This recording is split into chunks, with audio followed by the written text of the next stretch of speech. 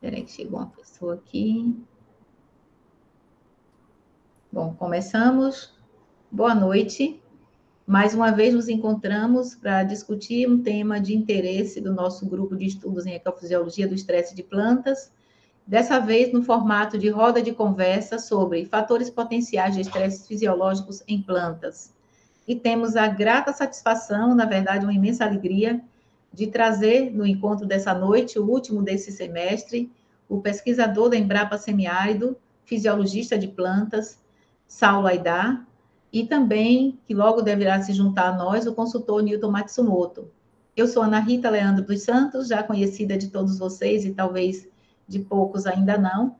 Eu, junto com Jonatas Ranver, Eduardo aqui presente, aliás, Elson Mendes e Eduardo, coordeno o GISP, e junto conosco estão nossos conselheiros, também aqui presentes alguns deles, Eduardo Saldanha, Marcos Kleber, e os assistentes técnicos de pesquisa, que como são alguns, eu não vou citar o nome de todos, mas sintam-se bem-vindos e acolhidos pelo nosso grupo, que de uma forma bem descontraída, bem dinâmica, procura discutir temas do interesse do setor produtivo.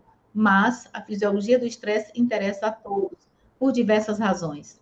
Então, passo a palavra para o moderador da noite, Jonatas Ranver, que vai falar sobre a dinâmica do nosso estudo. E sejam todos muito bem-vindos. Obrigado, Ana. Boa noite a todos. Sou Jonatas Ranver, sou atualmente coordenador do GISP. E para quem está participando da primeira vez, seja bem-vindo. Para quem já acompanha a gente, seja bem-vindo também. Geralmente, a gente tem um encontro que funciona um pouquinho diferente, funciona em formato mais voltado para a palestra. Hoje, a gente decidiu optar por roda de conversa. E a justificativa do porquê ser roda de conversa é porque esse tema é um tema muito pedido por nossos membros do Instagram e do WhatsApp. E ainda gera muitas dúvidas de conceitos, aplicabilidade. Então, a ideia era realmente instigar o tema e provocar essa conversa, esse debate. Então, por isso, a gente achou esse formato mais ideal para o encontro de hoje. Para quem queira acompanhar a gente nas redes sociais, entender um pouco mais do nosso trabalho e até mesmo sugerir temas, como a Ana Rita falou, estou colocando aqui no chat nossa biblioteca virtual, nosso Instagram e nosso link do YouTube, onde tem todas as nossas antigas reuniões gravadas, ok? Lá no Instagram tem uma caixinha fixada no nosso perfil, que vocês podem indicar tema. Esse tema, inclusive, foi um pedido, né, de 2 produtores, e provavelmente segundo semestre, esse é o último encontro do primeiro semestre, como a Ana Rita falou. Então, no segundo semestre, a gente já tem alguns pedidos que estamos procurando especialistas. Então, pedimos também que indiquem especialistas. E segundo semestre, a gente atende às demandas que são colocadas no Instagram. Ok? Então, como é que vai funcionar? Jonatas, me permita dar um aviso. Isso Pode é algo falar. muito recente. Eu não conversei direito com vocês ainda, mas a nossa biblioteca virtual vai sofrer algumas modificações. Então, caso alguém tenha dificuldade de acesso entre hoje e os próximos dias, inclusive alguns materiais precisaram ser excluídos, mas vão ser repostados numa outra plataforma, talvez a gente mude a assinatura, porque o nosso Google Drive era ilimitado, institucional, mas houve mudanças, então, se tiverem dificuldade, por favor, peço um pouco de paciência nesse sentido, tá? De esperar só mais uns dias para a gente resolver essa situação. Obrigada. Perfeito, Ana. Muito obrigado pelo esclarecimento, foi importante isso. E como é que vai funcionar, como é que vai ser a dinâmica do encontro de hoje? Vai ser roda de conversa, a gente vai trazer tópicos para ser debatidos entre os especialistas da noite, mas isso não impede que quem está participando, né, quem está assistindo também possa participar. A gente só pede que coloque no chat sua dúvida ou o momento que quiser falar, e quando for falar, clica na mãozinha que a gente dá o momento de fala, ok? E aí, durante a discussão, vão surgir alguns tópicos, alguns pontos. Não estranhe se em algum momento a sua pergunta for deixada para depois. Por quê? Pode ser que sua pergunta seja um tópico futuro. Então, a gente já vai deixar o gancho para o tópico futuro daquele assunto, ok? Então, boa noite novamente a todos. E aí, Ana, vamos lá, vamos começar. Uma pergunta que fizeram essa semana lá no Instagram do GISP, né? Aqui no Vale, a gente tem algumas percepções quanto a manejo de várias culturas. No meu caso, eu trabalho mais com uva, exclusivamente com uva, então vejo muito isso. E aí a gente percebe algumas sazonalidades em relação ao manejo, né? Períodos que a gente achava que ia ter milho, não ia ter, ou períodos que a acidez demora um pouco mais para descer, problemas na florada que a gente não esperava que tinha, e tudo isso de uma forma muito atrelada ao ambiente, né?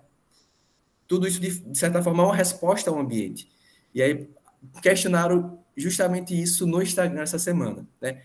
O que é ecofisiologia? Porque se fala muito em ecofisiologia, se fala muito sobre estresse, só que ainda se tem essa dúvida conceitual sobre esses temas.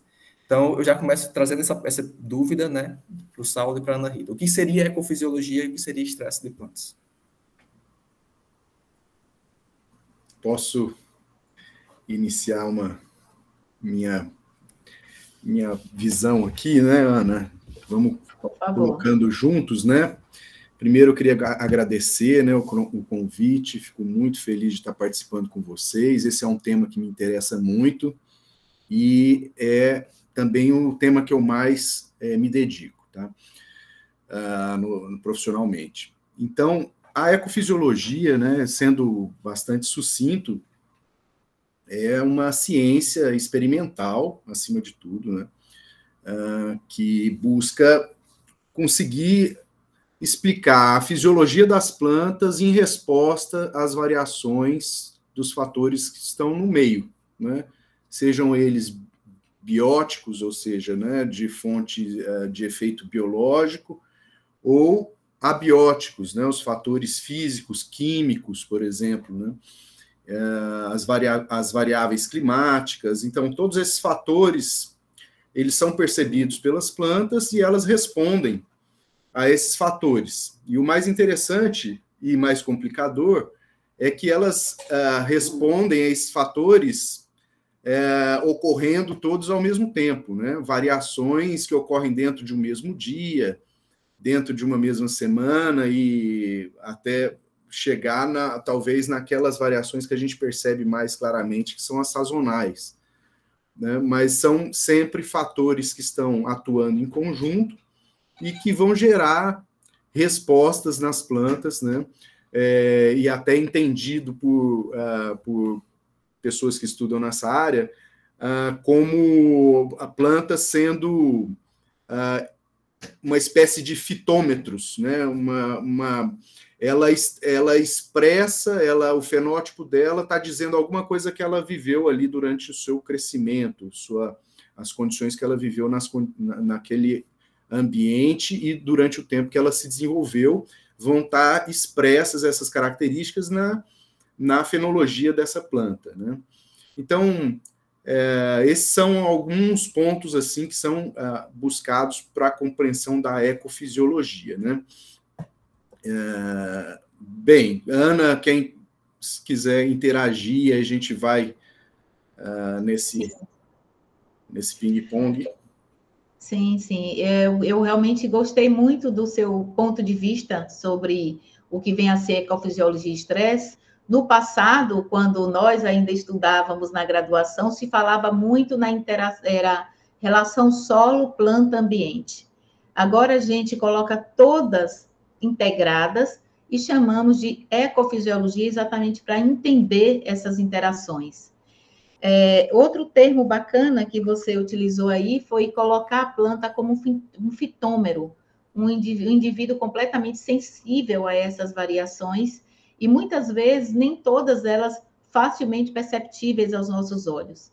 Então, se a gente for pensar no passado da evolução histórica, evolução dos indivíduos, dos seres vivos, sei lá, do início da existência das plantas até os dias de hoje, a gente observa que muitas das plantas que temos hoje no nosso ambiente passaram por uma série de intempéries, de alterações no clima global, na própria crosta terrestre, até chegar aos indivíduos que existem hoje. Então, se a gente for estudar ampelograficamente, até geologicamente também, a gente encontra ancestrais de plantas que hoje estão no nosso ambiente, mas que vieram de situações muito adversas.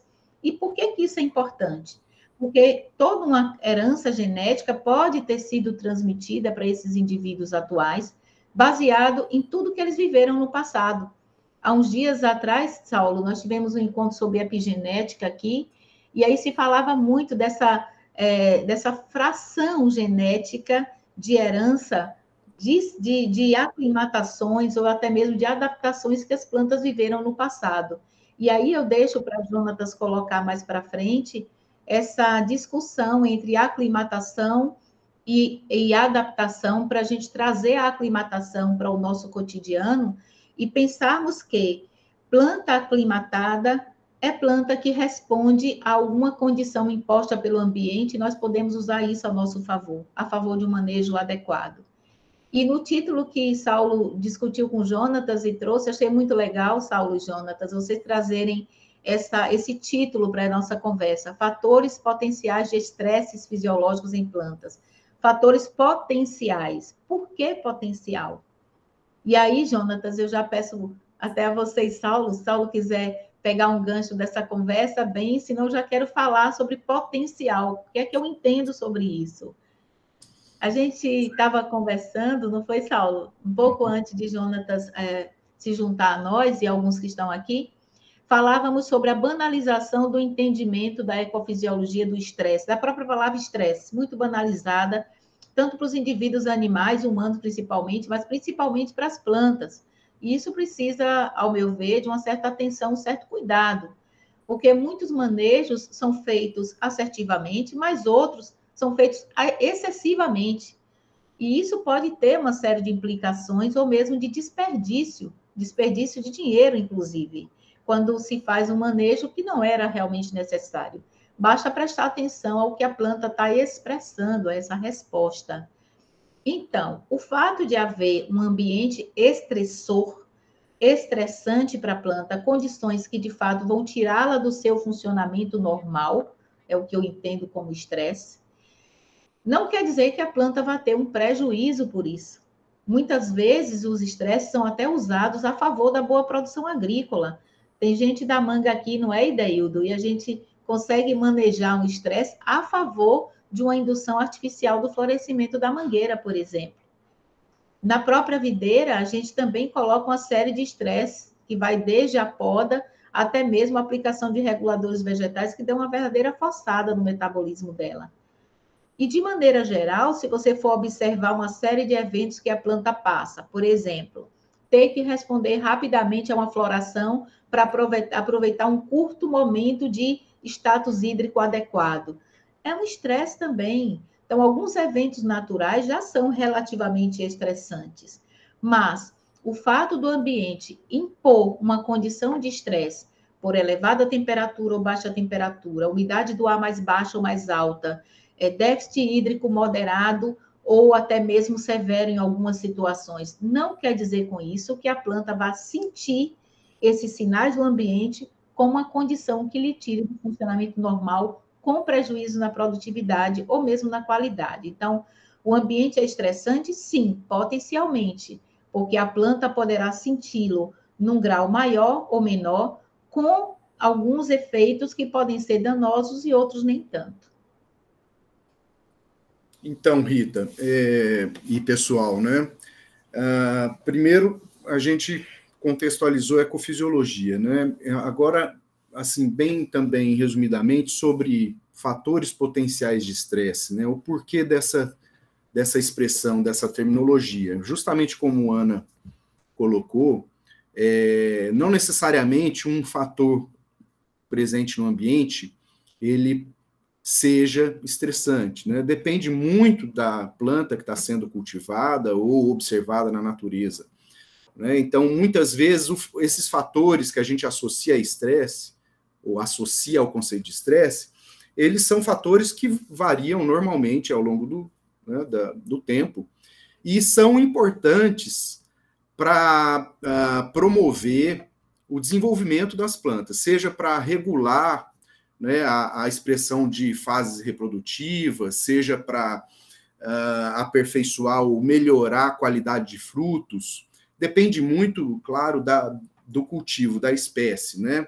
Mas, de uma maneira geral, esses diferentes fatores de estresse, potenciais de estresse, eles têm efeitos diferenciados. Aí, nós devemos usar uma padronização de linguagem, né? Tem pessoas que gostam de associar o termo estresse ao fator do ambiente, né? E tem profissionais que gostam de associar à resposta da planta. Então, a gente tem que saber ou combinar, né, muito bem como a gente vai empregar essa terminologia. No ponto de vista mais agronômico, é muito frequente, é mais usual a gente associar um fator de estresse quando ele diminui a capacidade produtiva, quando ocorre uma perda econômica, né? Uma diminuição na capacidade de gerar o produto em si, certo? Do ponto de vista fisiológico, Ana até comentou, né? Qualquer desvio do funcionamento normal de uma espécie poderia ser considerado uma condição que a planta está estressada, né?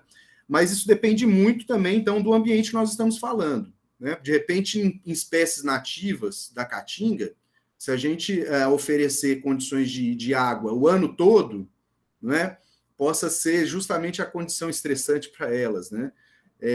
Quando a gente sabe que em condição de agricultura mais controlada, a água é um dos fatores que menos pode variar, né?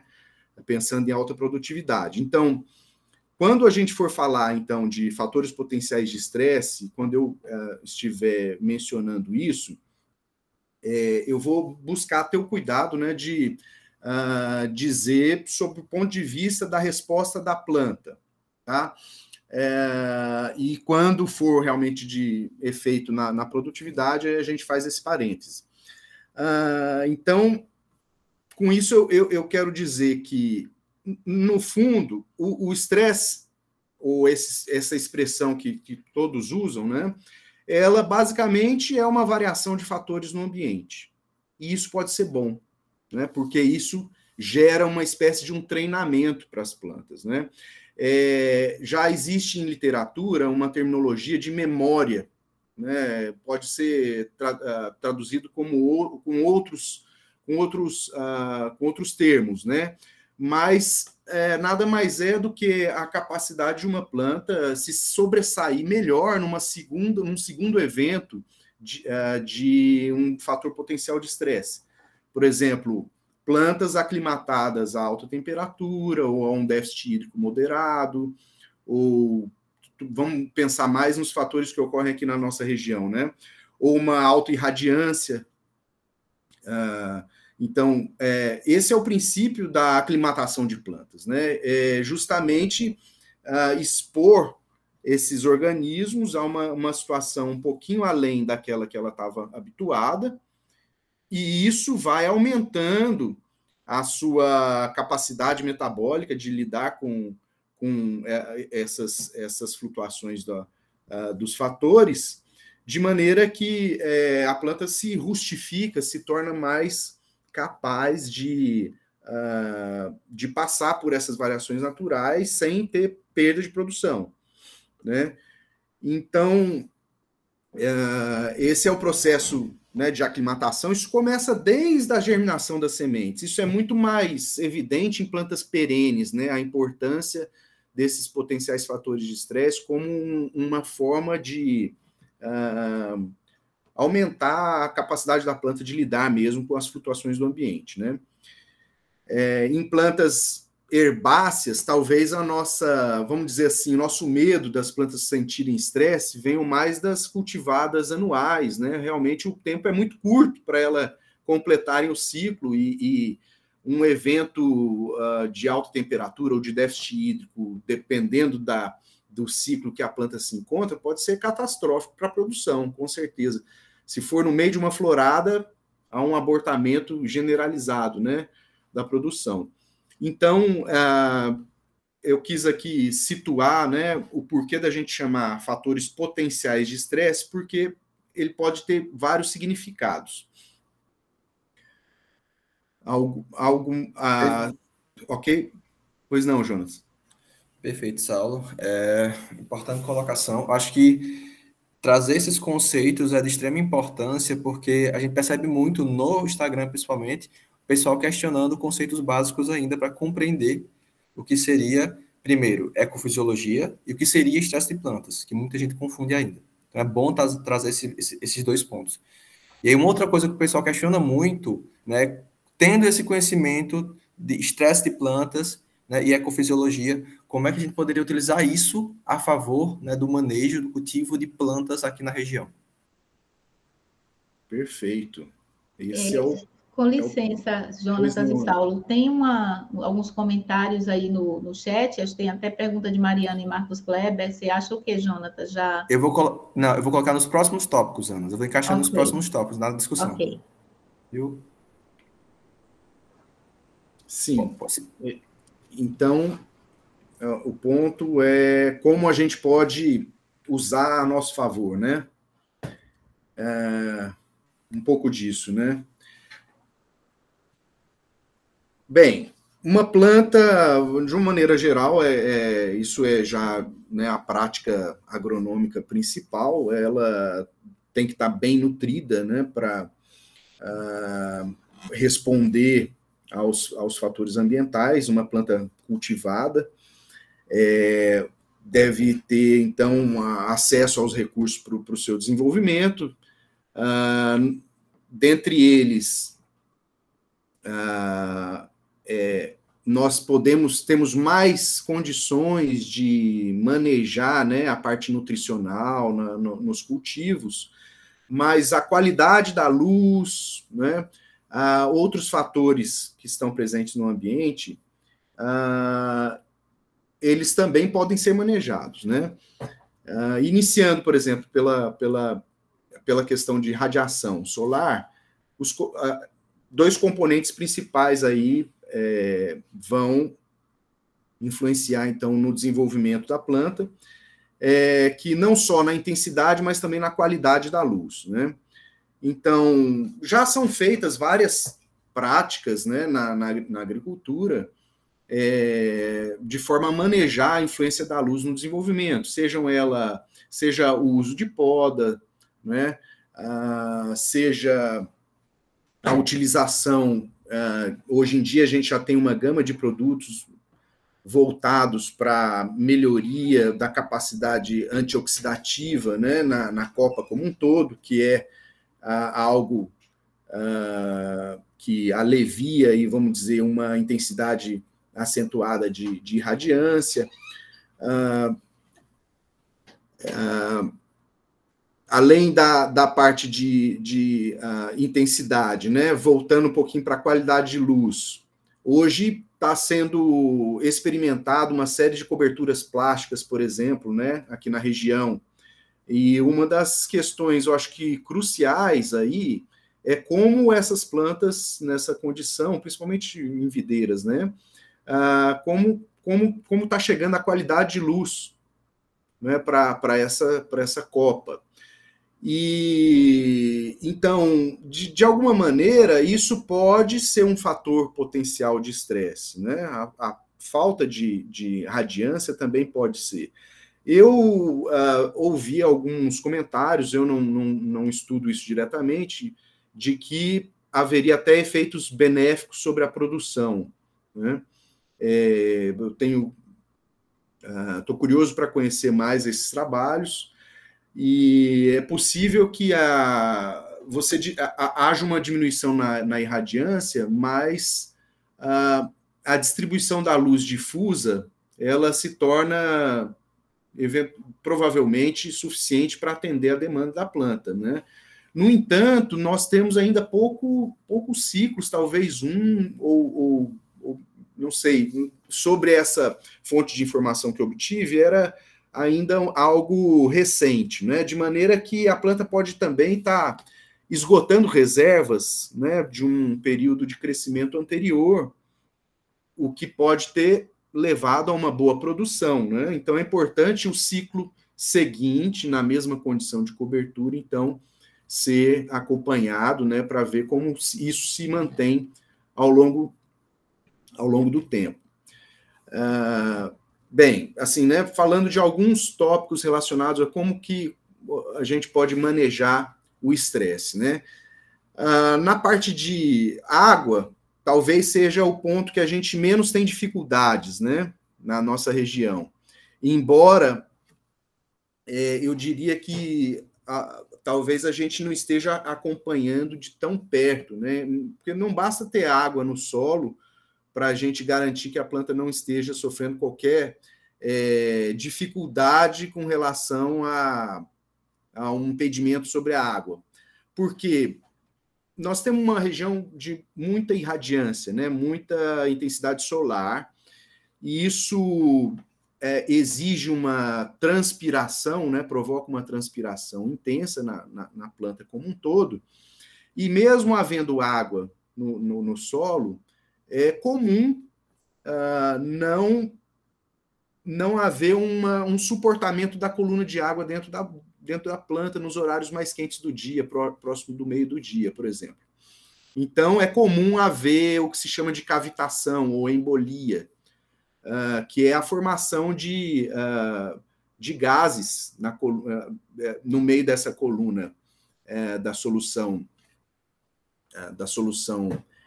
do xilema, que naturalmente, quando a planta responde a isso, naturalmente ela desfaz esses processos e volta a funcionar normalmente mais para o final do dia. Então, vejam, quanto mais sensível for essa estrutura da planta, né, com vasos no xilema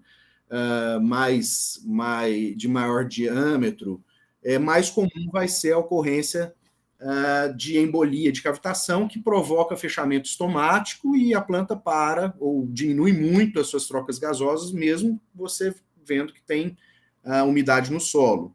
Então, varia muito também, dentre as espécies, qual que é a sensibilidade dos estômatos ao déficit de pressão de vapor do ar, né? Então, se aumenta um pouquinho a temperatura do ar, rapidamente algumas plantas fecham estômatos e, embora você ache que ela esteja lá fazendo as trocas gasosas normalmente, com água no solo, isso está parado, né?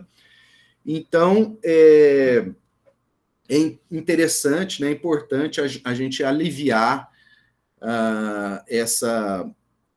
esse aquecimento da copa como um todo, né, na medida do possível. Tem práticas que são um pouco mais complicadas de se fazer o manejo, né, pelo custo também, mas quando se usa uma irrigação que molha a copa, por exemplo, nós estamos falando do comportamento da planta, certo? Eu não estou aqui recomendando que seja feito isso, mas há um desempenho melhor da planta, e é justamente por esses motivos, né? Então, diminui-se a temperatura da folha, mantém estômatos abertos, e assim é possível manter a ascensão de água na planta, né?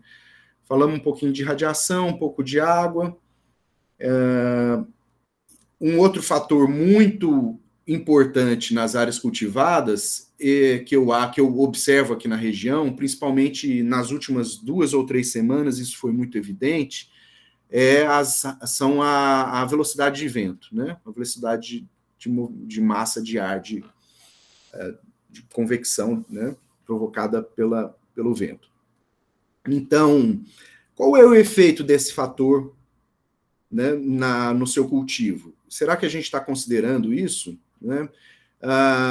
Eu vejo com muito pouca frequência o uso, por exemplo, de quebra-ventos, né, de coberturas de solo, mas o fato é que essa intensidade de vento que ocorre nessa época, ela causa uma desidratação das folhas, então isso provoca um déficit hídrico, né? Há uma tendência de perder água pelo arraste do vento, né? Isso, inicialmente, pode ser defendido pela planta com fechamento estomático, então você já está limitando ali a capacidade produtiva dela nessa condição. Numa situação mais intensa, isso pode até causar desfolha, né? Ou inibição metabólica pelo vento, está associado a uma temperatura mais baixa do ar também. Então, o que a gente pode usar, né, nas áreas de cultivo para diminuir esses efeitos? Então, estou citando alguns exemplos pontuais, né, para chamar a atenção no seguinte: é importante a gente conhecer muito bem quais são as variáveis nessa área que a gente pretende manejar, né? Quais são os fatores do ambiente que são preponderantes aí sobre a resposta fisiológica das plantas, né? Então, com isso, eu queria até provocar a pessoa que contribuiu com essa pergunta, né? Como ela enxerga nas áreas que ela, né, cultiva, tem experiência, né? Ou melhor, que ela possa, então, observar com a maior clareza possível quais esses fatores que estão presentes nessa área. Né? Aí sim, a gente vai buscar, sejam com tecnologias existentes ou criando novas técnicas mesmo de manejo para ajudar, né, nessa melhoria de resposta das plantas. Legal. Perfeito, Saulo. Excelente colocação. Eu acho que é extremamente válido cada um desses pontos, né? E, assim, acho que Ana também está tendo muito contato com isso atualmente. Um dos grandes questionamentos da viticultura atual é plasticultura. E essa compreensão do impacto da plasticultura na qualidade de luz tem sido muito discutida e muito pesquisada atualmente. Então, a gente vem percebendo que não só na cultura em si, mas nas diferentes variedades, observamos diferentes respostas em relação a essa potencialidade de estresse. E não falo só de plasticultura no geral, mas os efeitos do ambiente, a ecologia em si influenciando na própria planta. A gente consegue perceber que, dependendo das condições climáticas, né, as plantas, as videiras, as mangueiras, elas se comportam de forma diferente dependendo da variedade. Isso é uma característica bem peculiar, que a gente consegue observar aqui. E pegando esse gancho que você comentou, Saulo, em relação à qualidade de luz, principalmente, tem uma pergunta que o Marcos colocou aqui, já puxando um pouco para a cultura da cebola. E aí, Ana Rita, eu peço também, se possível, poder colaborar. A cebola, para bulbificar, precisa de determinado fotoperíodo, horas-luz por dia, aliada à temperatura. Seriam fatores potenciais de estresse que trazem uma resposta positiva à produtividade? Bom, eu posso começar então, Saulo?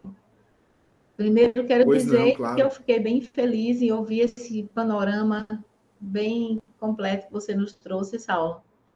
E dizer, Marcos Kleber, que sobre intensa radiação e um fotoperíodo mais longo, radiação não, nem tanto, mas muito mais temperatura, você deve ter percebido que as folhas, ela vegeta bem, mas bulbifica menos, porque embora sejam folhas modificadas, elas estão abaixo da superfície do solo.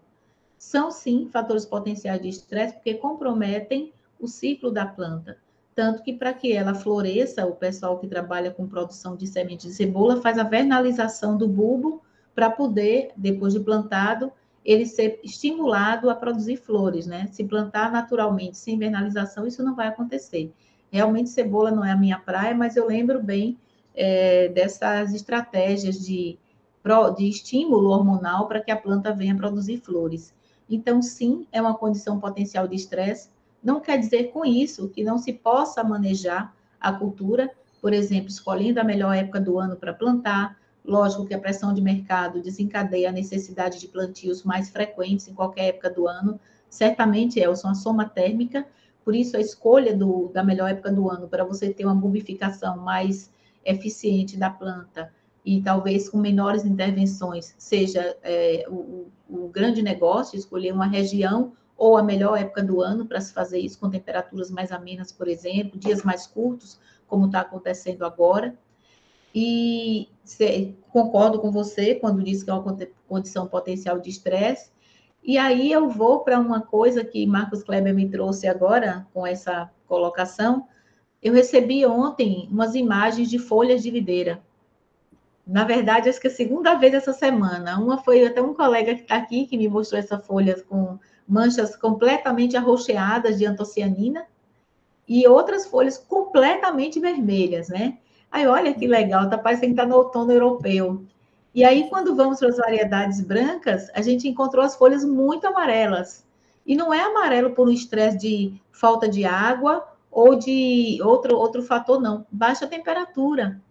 E as variedades tintas, né, vermelhas e arroxeadas, as folhas ficam muito vermelhas de antocianina, parecendo que está com estresse por excesso de água, que as folhas de plantas com anoxia também ficam assim. Mas, nesse caso, as baixas temperaturas, principalmente noturnas, têm mostrado sinais diferentes na planta. Ontem eu ouvi de um viticultor um relato muito interessante, a luta que está com o oídio agora. E a gente sabe que realmente é uma realidade.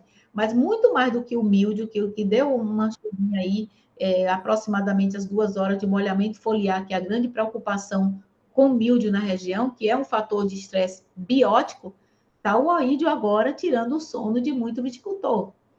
Então, temos aí alguns problemas iminentes agora na viticultura, como sinais claros de uma mudança no tempo que desencadeia uma condição estressante e sentida muitas vezes pelas plantas. A baixa temperatura, desencadeando uma estratégia de defesa antioxidante natural, que é a síntese de antocianina. Então, as folhas estão vermelhinhas por isso, não se assustem que não é nada demais. É uma defesa natural da planta e contra o ambiente você não vai poder fazer nada. Em outros casos, elas estão amarelecendo, também pela baixa temperatura, como se estivessem no outono de uma outra região.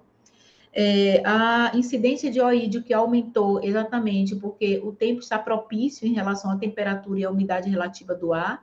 E aí eu vou para um fato que Saulo chamou bem a atenção, o vento, disseminando esporos, sim, de uma série de doenças, né? E o oídio é a bola da vez na viticultura agora.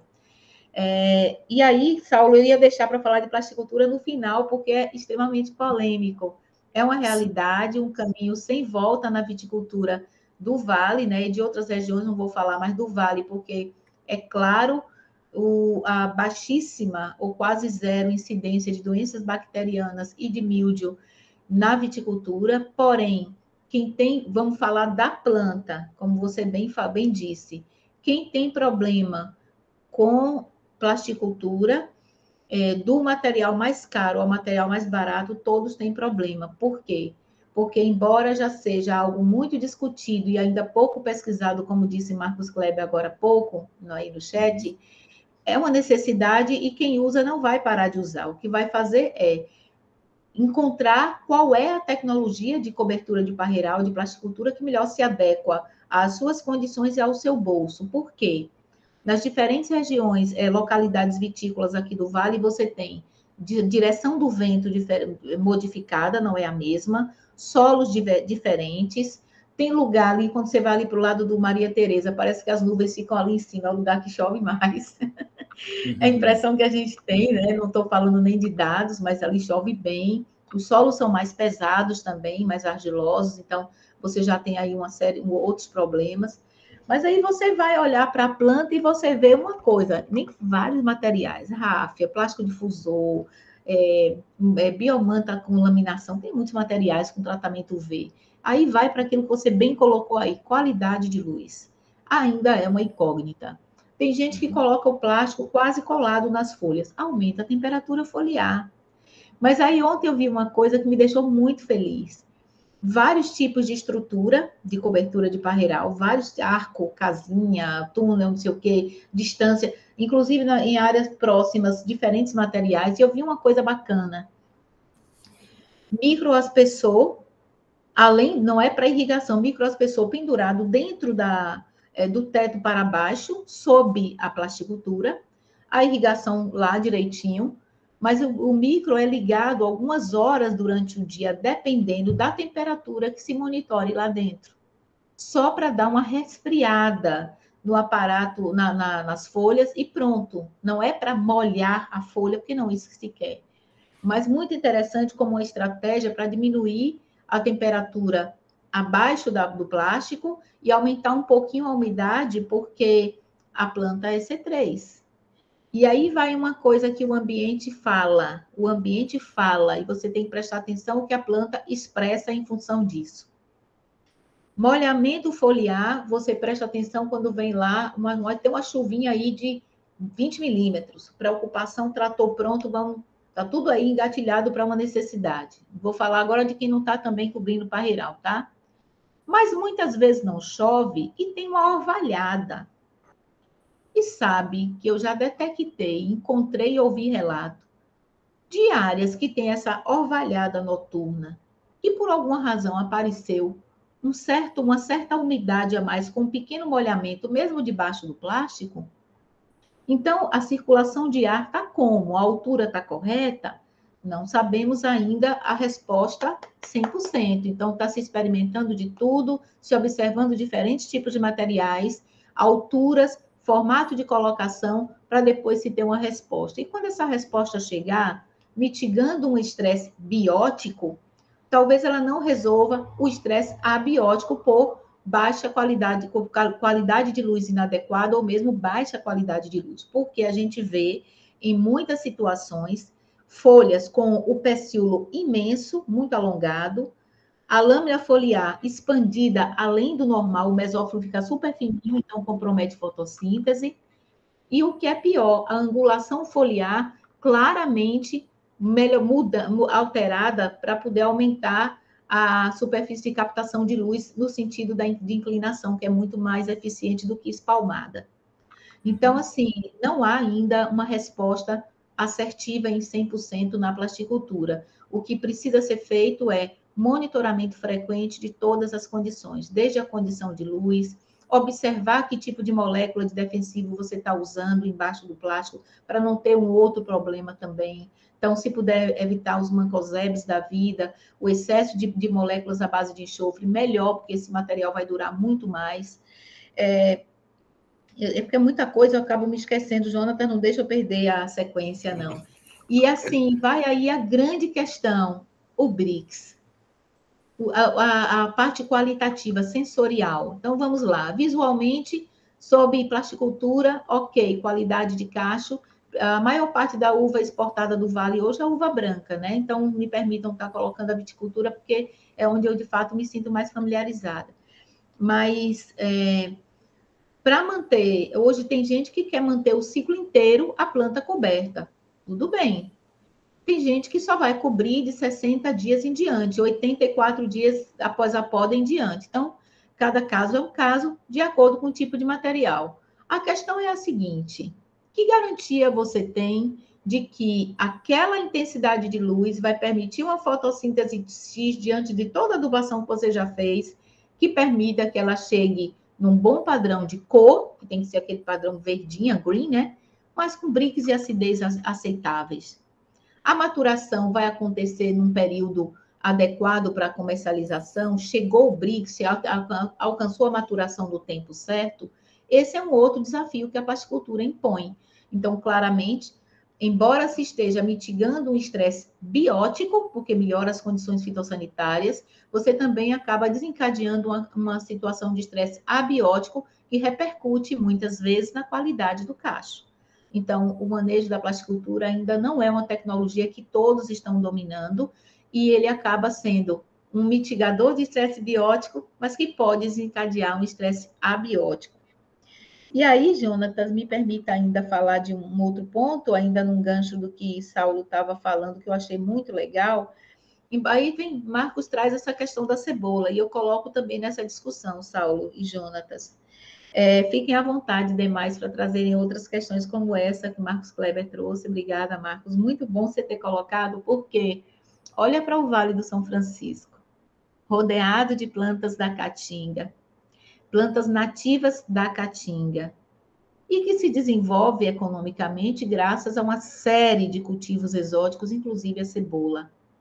O que foi que nós fizemos para poder trazer plantas exóticas para um ambiente adverso como esse que é a caatinga? Aprendemos a manejar a planta sob estresse. Ela está numa condição potencialmente estressante, mas nós atribuímos um manejo que faz com que ela seja produtiva, complete seu ciclo e atribua e forneça produtos de qualidade, simplesmente manejando as condições potencialmente estressantes na qual ela está inserida, como é o caso da cebola, da uva, da manga, do morango, que eu vi ontem, muito interessante, por sinal, ainda comi bastante morango. Pois é, e aí, como eu estava dando aula de anatomia, né, no cultivo de morango, eu aí olhei logo para a folha. Ó, pega aí na folha, peguei a folha, o dono da fazenda disse, toque seu braço aí, que a camisa dele era fina, toca aí seu braço nessa folha. Ele, pois é, pelo, assim de pelo na folha. Por quê? Porque a planta está começando a se aclimatar a uma condição de cultivo que, para ela, mesmo sob proteção de como é que chama? Uma estufazinha, é estressante ainda. Tanto que teve que se colocar uma tela, mesmo debaixo da cobertura do plástico da estufa, teve que colocar uma tela para diminuir luz. E agora, que está friozinho, que está com menos luz, ele disse, ó, precisa mesmo? Olha para cá. A planta já assim, tira a tela, entendeu? Então, a planta fala, a planta diz, ela mostra sinais claros de que alguma coisa está diferente daquilo que ela aceitaria como ótimo para a sua produção e até para a gente aproveitar um produto de qualidade. Outras situações, aí alguém falou de manejo, Saulo, e você trouxe todos os pontos assim muito bem didaticamente elencados, a parte dos fertilizantes, que a gente vai, é outra discussão que vamos deixar ela só como uma pincelada para daqui a pouco. Tem situações aqui na manga, e Deildo sabe disso muito bem, que você tem que regular a quantidade, a dose de alguns produtos, porque o fruto está crescendo demais. O fruto crescer demais é bom para a planta. Ótimo, ela responde bem assim. Mas para você no mercado não é. Então o que é que você faz? Tira essa comidinha a mais para o fruto não crescer tanto e não comprometer padrão de mercado. Então você está usando mais uma vez aí o estresse a seu favor. Tem uma série de condições que a gente tem na nossa mão como ferramenta de manejo, que na verdade é você atribuir uma condição de estresse para que a planta responda do jeito que você quer e não do jeito que ela precisa. Perfeito, Ana. Agora que tem muita coisa lá no chat. Saulo, quer contribuir com alguma coisa? Ou posso prosseguir? Eu queria só comentar, então, sobre todas essas formas de manejo, né? Até mais aprofundada um pouco aí sobre a cobertura plástica, né? Que é fundamental monitorar, como a Ana disse, né? Fundamental monitorar o ambiente. Qual é o ambiente? O microclima, né? Porque a gente vê muito assim um acompanhamento climático, né? De uma estação a alguns quilômetros ali de distância e vamos nos nortear por aí. Mas, na verdade, o que acontece é que a planta está respondendo ao microclima. Então, quando você realiza uma cobertura ou as condições do terreno em si, de inclinação, de retenção de água, enfim, assim, estou tentando ir lembrando de coisas, né? O que vai mudar é o microclima, onde a planta está estabelecida. Então, com a cobertura fica mais úmido, pode aumentar a temperatura, pode mudar a qualidade de luz, pode mudar a morfologia, né? A planta, em geral, ela tende a responder de alguma maneira, tornando a folha mais fina, né? Mais delgada. Então, ela vai ter que, de uma certa maneira, mudar o índice de área foliar dela, né? Ela vai ter que ampliar muito a superfície, mas com pouca sobreposição, né? Então, aliado ao acompanhamento do ambiente, isso é muito importante, né? O que está mudando no ambiente? O que eu preciso melhorar no manejo para responder a essa mudança do ambiente? A série de observações e avaliações que a gente tem que fazer são esses acompanhamentos ecofisiológicos, né? Então, é muito importante isso que nós estamos propondo discutir aqui, porque é exatamente com a metodologia, né, o conhecimento da ecofisiologia, que a gente passa a perceber se os fatores do ambiente estão sendo adequados ou limitantes, seja para menos ou para excesso. Então, o método da ciência ecofisiológica, ele é extremamente importante justamente para a gente aperfeiçoar o ambiente de cultivo. Tá certo, Perfeito, João? Saulo. Perfeito, Saulo. E aí a gente trazer esses pontos é extremamente, assim, importante. A gente falou, né, qualidade de luz, falou de irrigação, e um dos pontos questionados também lá no Instagram, e que eu estou vendo que o pessoal questionou aqui, é a parte edáfica. A gente falou muito da parte climática, e um fator também muito questionado, o impacto nas plantas cultivadas aqui no Vale, é o fator edáfico. O Eduardo Saldanha colocou um questionamento bem interessante, falando do aspecto do solo e como isso impacta possivelmente como estresse em plantas. Observamos, por meio de um grande número de amostras de análise de fertilidade de solo, que áreas sob cultivos de frutíferas e hortaliças, em geral, têm apresentado altíssimos teores de nutrientes. É bem comum teores de fósforos acima de 500 ppm, utilizando fósforos como exemplo. Dessa maneira, esses excessos, às vezes provocados pelo uso excessivo de fertilizante, pode vir a ser considerado um fator potencial de estresse? Bom, depende de como a planta está reagindo, né? Dependendo do tipo de solo, se for um solo muito arenoso, né, o pessoal tende a aumentar mesmo, né, a quantidade de fertilizantes, porque há uma perda muito grande também, né, que a planta não está conseguindo interceptar. Então, é mais como uma forma de garantir que vai ter bastante nutriente na planta, ou necessário para ela se desenvolver com aquele alvo de produtividade que você tá buscando, né? Mas, dependendo do tipo de solo, vai provocar salinização, né? Então, os próprios fertilizantes podem dar sinais de sintomas, né? Quando em excesso, de fitotoxicidade, né, na cobertura foliar. Então, depende muito caso a caso, né? De uma maneira geral, né, o que a gente pode comentar assim, né, sem um caso específico, com certeza, se a gente já está dizendo, né, que há um excesso de fertilizantes, primeiro, esse aumento da dose, ele está resultando em aumento de produtividade, né? É a primeira pergunta que deve ser feita para avaliar essa viabilidade aí desse tipo de manejo.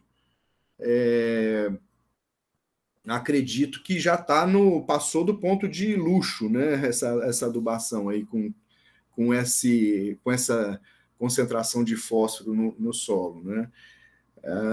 Mas basicamente, o que eu poderia comentar é que um excesso, então, de sais de origem de fertilizantes, havendo, por exemplo, algum déficit hídrico, eles acentuam, inclusive, também a dificuldade da planta de absorver água do solo, né? Esse é um outro aspecto que vale a pena mencionar. E o problema da salinidade pode causar outros potenciais fatores aí de estresse, né? Além, como eu disse, do osmótico, o próprio efeito iônico, né, dentro da planta, aquele excesso de elementos, e vai depender muito da composição, né? O que está em desbalanço aí nesse solo que vai alterar, então, aquele balanço ideal que a planta procura estabelecer para absorver os nutrientes necessários, né? Então, assim, de uma maneira bem geral, né, não dá para a gente, a não ser com um caso específico aí, para dar mais detalhes, né, Ana? O que mais que você pode chamar a atenção? É assim, eu gosto muito de falar desse componente edáfico como rizosfera, um ambiente em que a gente olha para a raiz interagindo com micro-organismos, com as próprias partículas físicas do solo, com a parte física, a parte biológica. Então, eu gosto de pensar nesse componente edáfico que Jonas trouxe como rizosfera. Então, assim, do caso, como você bem disse, quando se trata de uma cultura em específico, a gente pode pensar mais, mas o excesso de nutrientes, para mim, não é apenas um potencial fator de estresse, mas um jogo jogando um pouco de dinheiro fora, né? Então, assim, aumentando os custos de produção. De uns 2 anos para cá, quando fertilizantes ficaram mais caros, a própria logística também ficou mais difícil, então as pessoas começaram a racionalizar um pouco mais o uso de fertilizantes minerais, né? Eu também até aproveito para também tirar o chapéu para o incremento de produtos de base biológica, né, no mercado, que ajudam bastante a buscar esse equilíbrio edáfico. O uso de muitos fertilizantes foi diminuído exatamente pela melhor disponibilização dele no solo, graças aos produtos de base biológica. Mas, assim, sem dúvida, há um excesso na maioria das culturas. A gente tem trabalhos no GISP, o professor Fábio Freire, o próprio Marcos Kleber, que aqui está, que já mostrou várias vezes com análise de solo e da própria seiva, e da solução do solo e da seiva, né? Que há um excesso de minerais, principalmente em relação à adubação fosfatada, tem sido um exagero. No ponto de vista dos fertilizantes de absorção rápida e que respondem mais depressa na planta, já há um certo cuidado exatamente por causa desse impacto que pode dar, por exemplo, prejuízo na florada por adubação nitrogenada, é um caso típico. Mas, assim, uma coisa que me preocupa nessa questão dos estresses aí que você bem trouxe, a questão da fitotoxidez, é por adubação foliar, né? O uso de fertilizantes foliares, especialmente complementação por micronutrientes, muitas vezes é um pouco exagerado e muitas vezes nem funciona, né? Principalmente quando se faz aquela famosa mistura de tanque, que privilegia-se muitas vezes um fungicida, mas não o pH da cauda, que privilegia a disponibilidade do nutriente via foliar. Então, aí tem muita coisa que, de fato, é um sopão que, às vezes, o ingrediente principal não está disponível. Mas, assim, eu, sem dúvida, entendo também como um fator de estresse, e, nesse sentido, como eu não sou da área de solos, de nutrição, eu não fico tão à vontade para falar sobre isso, mas eu falo aqui, tem Eduardo Saldanha que está aqui, Marcos Kleber, Gemerson, tem muita gente que entende de nutrição e pode dar uma contribuição, sem dúvida. Com certeza. Então a gente já deixa, inclusive, a oportunidade, caso queiram contribuir sobre o assunto. E, Saulo, já aproveitando esse gancho que você trouxe sobre estresse salino, né, elevados teores de sais no solo, o José Pinório traz até esse questionamento aqui no chat, né, levando em consideração a fruticultura aqui do Vale, que tem elevados níveis de sais. Ele pergunta qual que seria, né, uma forma de minimizar esse estresse salino, pois o comprometimento é muito sério do sistema radicular. Que forma a gente poderia minimizar esse estresse salino? É bem particular, né? A situação depende de cada caso, mas primeira coisa é diminuir a quantidade de fertilizantes aí utilizados em excesso, né? Esse é o principal ponto.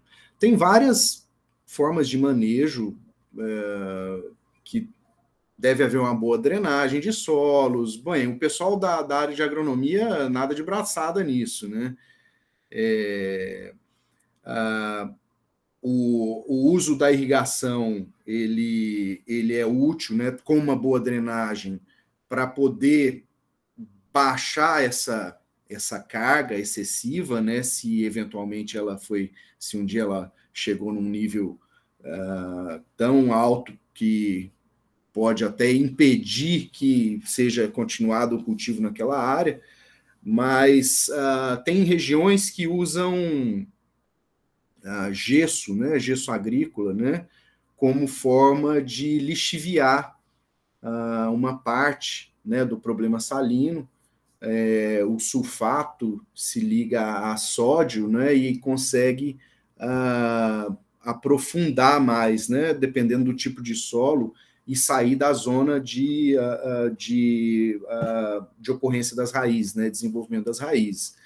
Mas, assim, não é fácil. Eu mesmo eu tenho uma pequena área, né, que acaba sendo um campo experimental para mim também, particular, onde tem um trecho lá que é bastante salinizado, né?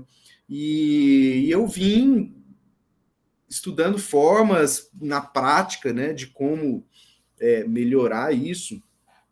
E assim, só que é uma situação mais extrema, né? Que a drenagem do solo é ruim, então já perdi meio caminho andado aí. Então eu tive que partir mesmo para espécies com maior capacidade de tolerar algum nível de sal, né? E então, assim, só estou citando aí porque eu lembrei esse caso. Então, geralmente, monocotiledôneas têm uma facilidade, né? Palmeiras, gramíneas, em geral, tem uma facilidade maior aí de lidar, né? Mas, não, dependendo da situação, só foi possível mesmo estabelecendo uma boa drenagem e uma boa água de qualidade para, pelo menos, estabelecer as plantas ali naquela região onde ela explora o solo, certo? O que mais que se usa? Tem alguns produtos no mercado que oferecem alguma vantagem para isso, né? Mas depende muito de cada caso, sabe, Jonathan? Eu não sei se eu consegui aí dar algumas dicas, né? Uhum. Mas é basicamente isso, você... se a área é muito problemática, porque, assim, regiões semiáridas já têm essa natureza, né?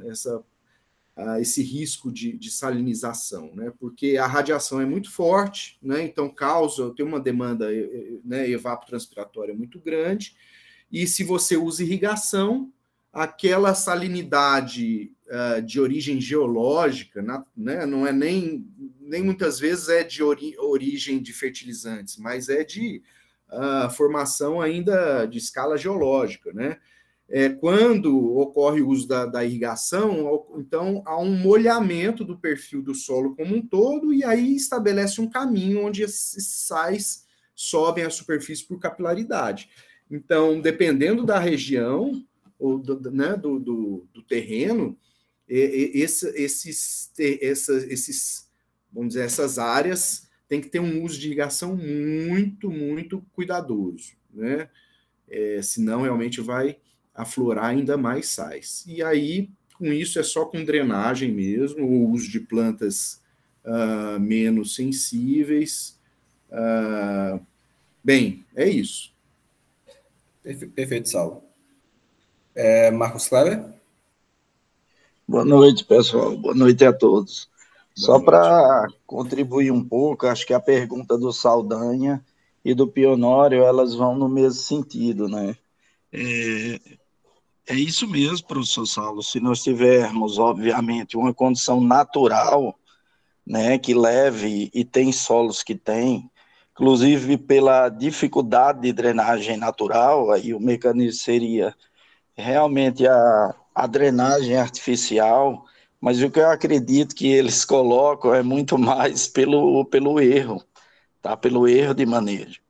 E isso a gente tem visto e tem preocupado bastante, né? Ana citou aí o professor Fábio, nós temos discutido bastante sobre isso, e vários colegas que aqui estão, Saldanha, Fábio Gonçalves, o próprio Pionório, que com certeza veem isso no seu dia a dia, mas respondendo mais especificamente, a forma é monitorar. Pionório, não tem muito como a gente... quais são as ferramentas para monitorar? Aí tem várias, você pode adotar uma específica, né, por uma questão...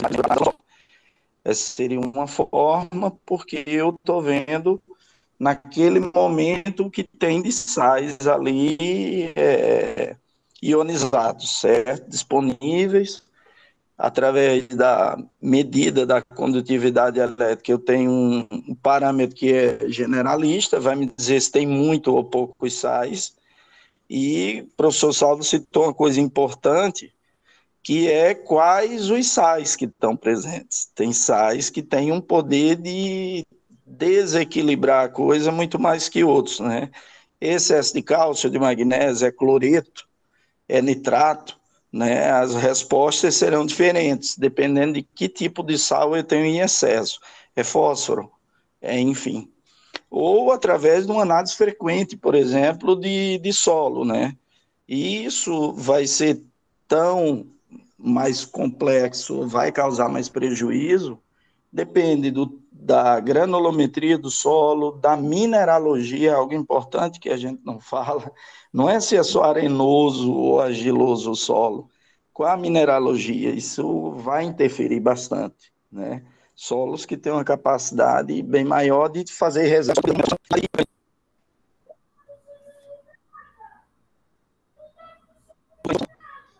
Um outro ponto importante, bom, além desse é isso, seria monitorar frequentemente e fazendo esses ajustes, porque não tem jeito, né? Monitorar e monitorar o tempo inteiro. Eu vejo como a única saída para não cometer esses excessos. Lembrei do que eu ia para finalizar, é que, assim, é um erro agronômico grosseiro, porque nós não deveríamos cometer, criar esse tipo de cenário, porque nós estamos utilizando a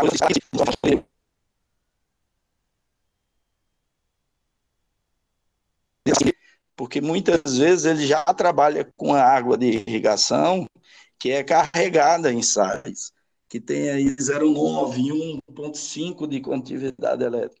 Mas nós estamos trabalhando com a água C1S1, com a água que nos últimos 7 anos, todas as leituras que fiz, dá 0,1 de condutividade elétrica. Então, assim, não deveríamos ter esse cenário, né? De estar criando esse excesso de sais e esses desequilíbrios. É isso, pessoal. Perfeito, Marcos. Obrigado pela contribuição. Trazer esses pontos é de extrema importância. Eu acredito que as perguntas, tanto do Saldanha quanto do Pinório, foram bem respondidas, tanto por ti como pelo Saulo. E, Ana, quer complementar? Sim. Primeiro, eu ia responder para você agora, mas já estou aqui, para dizer que eu não posso mandar no grupo, porque está um slide do Canva, e eu pegar só 2 slides para fazer minha abordagem tecidual. E ainda dentro dessa questão aí do status hídrico e salino, etc. Mas aí eu abro aqui rapidinho, e é bem rápido, são só 2 slides. Bom, só esse aspecto aí que Marcos e Saulo trouxeram, muito, muito valioso. E aí tem uma outra coisa que me chama a atenção, que eu também quero ouvi-los, Marcos Kleber também, sobre os, entre aspas, mitigadores de estresse salino, que tem que ser usado com uma certa parcimônia também, mas muitas vezes é utilizado sem as devidas respostas, não porque a tecnologia não seja boa, mas porque a condição de salinidade ao qual a planta está exposta é tão difícil de manejar que nem sempre esses mitigadores conseguem, de fato, cumprir, entregar as suas respostas. Por exemplo, extratos de algas, que se diz, o excesso de sais está um pouco, vamos botar extrato de algas, ok. É uma tecnologia válida? Sim, muito. Mas, às vezes, a condição onde a planta está de salinidade, de condutividade elétrica tão alta, não resolve o problema. Então, não é que a tecnologia não sirva, mas para aquela condição ela não vai funcionar entregando os melhores resultados. Quando eu puder perfeito, colocar depois das perguntas, você disse que eu faço minha apresentação aqui, já deixei o slide aberto, tá? É um slide que eu acho que vai ser interessante também para Saulo, se ele quiser discorrer sobre eles dois, tá? Já deixo no ponto. Ótimo, Ana. Dando continuidade, já mudando um pouquinho do estresse salino, um pouco mais, voltando para o estresse luminoso, na verdade, um dos questionamentos que foram colocados aqui, pegando essa questão, Ana, da utilização de ferramentas para mitigar o estresse, foi questionado o uso de ferramentas para mitigar estresse luminoso. Aqui no Vale, a gente tem algumas ferramentas que às vezes não tem princípios claros, não tem explicações claras de mecanismo de funcionamento, E aí, muitas vezes, o produtor se vê numa situação de impotência, né? Ou de falta de informação de como realmente utilizar aquela ferramenta. E um dos questionamentos colocados aqui no chat foi justamente sobre isso, né? E questionando, né, quais seriam as avaliações ou análises ou mensurações técnicas que seriam indicadas para a tomada de decisão acerca do uso de protetor solar.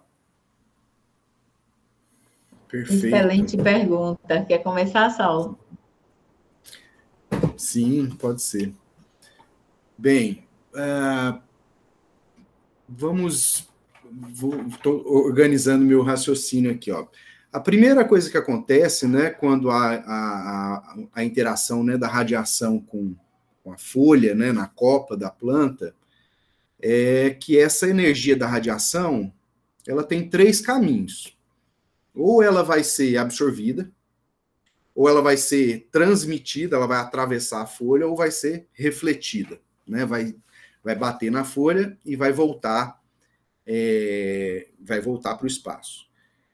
Bem, se a planta não está com uma capacidade fisiológica naquele momento de lidar com essa radiação, ou seja, não está realizando fotossíntese, ela tem uma diminuição do uso dessa radiação que está sendo absorvida, né? Então, aquela radiação que está sendo absorvida, ela pode ser usada para fotossíntese, para produção de açúcar, né?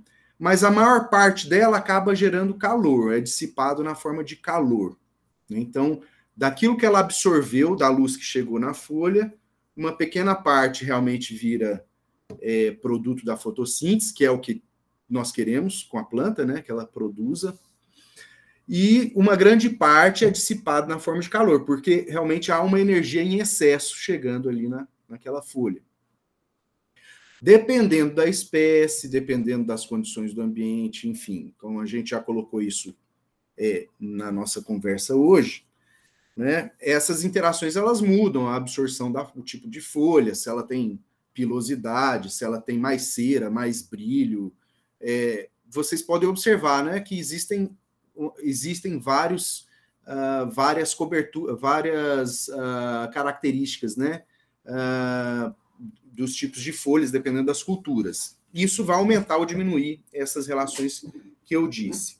Então, eu vejo que numa situação que nós temos excesso de radiação para uma planta com um baixo índice de área foliar, eu quero dizer uma menor sobreposição de folhas dentro da copa, significa que ela vai estar exposta a uma radiação potencialmente mais arriscada do que uma mangueira, por exemplo, né? Uma árvore de mangueira, onde você tem um grande sombreamento no interior da copa, de maneira que uma autoirradiância é benéfica para gerar luminosidade, inclusive nas folhas mais no interior da copa, certo? Então, assim, depende muito do que a gente está falando.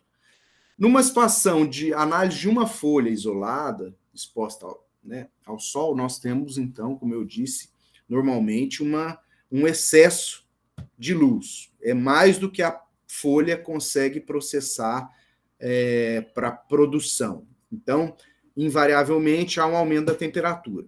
Existem, como foi colocado, né, alguns produtos que diminuem essa absorção. E é um princípio físico simples, que é aumentar a refletância da folha, né? Então, eu nunca testei esse tipo de operação, acredito que ele pode ser benéfico, né? Deveria ser melhor investigado, e só será possível a gente recomendar, né, fazendo algumas avaliações de características fisiológicas ou ecofisiológicas, né, como foi bem colocado. Que avaliações fazer? Bem, seja para o excesso ou pela falta de luz, existem várias variáveis na planta que a gente pode medir, né? Isso inclui No caso, por exemplo, há necessidade ou não de uso desse tipo de produto. Vai depender, então, da ocorrência de estresse oxidativo. É um dos efeitos mais visualmente mais evidentes quando ocorre um excesso de radiação, né? Isso pode ser avaliado por a concentração de pigmentos fotossintéticos, seja clorofila ou seja carotenoides, que são aqueles pigmentos que vão vão contribuir efetivamente para a proteção contra o excesso de luz. Os sistemas antioxidantes, tanto enzimático ou não enzimático, também respondem justamente ao estresse oxidativo provocado pelo excesso de luz. Então, eu estou exemplificando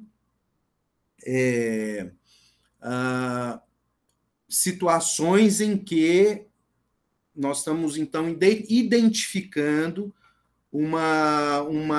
talvez um desvio de energia da planta para se defender contra o excesso de luz, que é o que a gente talvez não deseje, né? A gente quer que ela tenha a energia mais disponível para o crescimento, para a produção. Além disso que eu coloquei, é importante avaliar como a planta desenvolve a sua morfologia, né? No caso, as folhas, como se encontra a área foliar específica dessa planta, né? Que é uma medida da área foliar dividido pela massa seca dela. Então, isso vai dizer sobre a espessura da folha e da eficiência dela de utilizar a luz. O índice de área foliar, que é a área foliar numa dada área de superfície de solo, né? Então, eu estou dizendo de variáveis metabólicas, né? Citei aqui pigmentos, enzimas antioxidantes, e estou citando variáveis que podem ser avaliadas do nível mais morfológico. Pode não ser muito, vamos dizer, familiar não sei se, né, para alguns participantes aqui da nossa conversa hoje, esses tipos de medidas, né?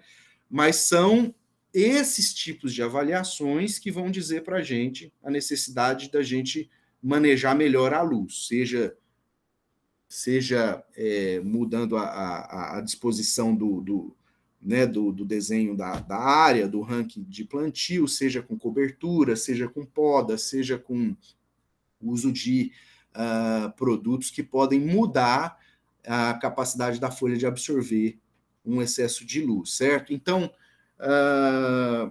essas seriam medidas bastante importantes para avaliar tanto a situação, vamos dizer, já que a gente possa caracterizar como o estresse da planta, quanto a posterior resposta dela diante de um manejo que a gente faça, seja utilizando um produto desses que aumenta a refletância da folha. Então, nós voltamos a avaliar essas mesmas variáveis. Uma outra variável bastante importante é a própria temperatura da folha, né? Porque quando o excesso de luz ele ocorre, a principal consequência tátil, né? A gente pode tocar a folha com as mãos e perceber isso em qualquer horário do dia e vai sentir claramente, se a folha estiver quente, isso está claro que está havendo ali um excesso de radiação e já houve fechamento estomático, não está tendo transpiração, a planta não está se arrefecendo, né? Mas existem formas de você medir isso tecnicamente, né? Com sensores de temperatura adequados. Então, não é qualquer termômetro, não é. Então, tem um método, tem uma técnica, né, que a gente pode até tratar né, de uma maneira mais aprofundada, mas assim seriam algumas variáveis que a gente usa em ecofisiologia para avaliar excesso de luz e depois, inclusive, a capacidade de recuperação dela mediante algum manejo. Eu não citei aqui algumas técnicas que são muito comuns na área de ciência, né? Estou pensando mais no que é possível fazer na fazenda, por exemplo, né? Ou com consultor, ou com agrônomo, ou com o produtor mesmo, não são difíceis, essas análises que eu já mencionei, né? Elas não exigem equipamentos inacessíveis, né? Eu estou falando de crescimento, de área, de massa seca, dá para, com um pouco de, vamos dizer, dedicação, dá para alcançar essas avaliações. Mas tem também outras que são mais, vamos dizer, mais restritas para um laboratório mais estruturado, que aí sim, elas são, inclusive, bastante precisas para falar sobre como a planta está usando aquela luz que está chegando nelas. Então, eu estou citando aqui a fluorescência da clorofila, que vai medir como que está a parte fotoquímica da fotossíntese. Isso se faz com um equipamento chamado fluorômetro. Inclusive, esse equipamento ele é muito famoso, né, na fisiologia, na ecofisiologia, porque ele dá uma medida chamada de... Ele é um medidor de estresse em plantas, né? Ele vai dizer o quanto a planta está conseguindo lidar com aquela luz para ser produtiva, né? E isso depende de como a clorofila responde a uma determinada qualidade de luz que é incidida. E a outra são as trocas gasosas, né? Um equipamento que mede o quanto a planta está assimilando de CO2 ou está perdendo de água com a transpiração. Se ocorre essa troca gasosa na folha, indica que ela está ativa, né?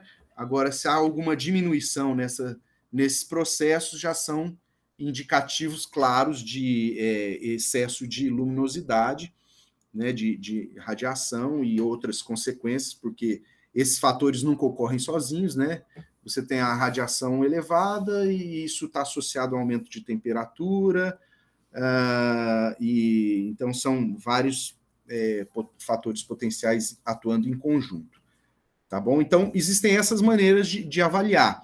Para uma avaliação mais prática, aquelas primeiras variáveis. A gente pode tratar disso, né, especificamente, porque às vezes falando assim fica uma coisa meio, talvez meio solta, mas basicamente tem aí indicadores em nível mais metabólicos, né, e morfológicos também. Perfeito, Saulo. Excelente contribuição. Inclusive, falando sobre metodologias para mensurar isso, o Jerônimo, ele está até colocando um comentário interessante aqui. Ele parabenizou a discussão e falou que trabalha atualmente na Univasf com café arábica, testando alternativas de mitigar a escaldadura por insolação, visto ser uma condição extrema para o café. Ele tem utilizado alguns protetores e tem se mostrado extremamente interessante. E, além dele, o Gederson também trouxe um comentário que acho que casa bem com quem estava conversando. Tanto na questão da utilização, né, de como utilizar o conhecimento do estresse para ajudar no manejo, como na questão da uso de excesso de luz, temperatura. Ele trabalha com a cultura do melão, o Gederson, inclusive, frequenta bastante o GISP.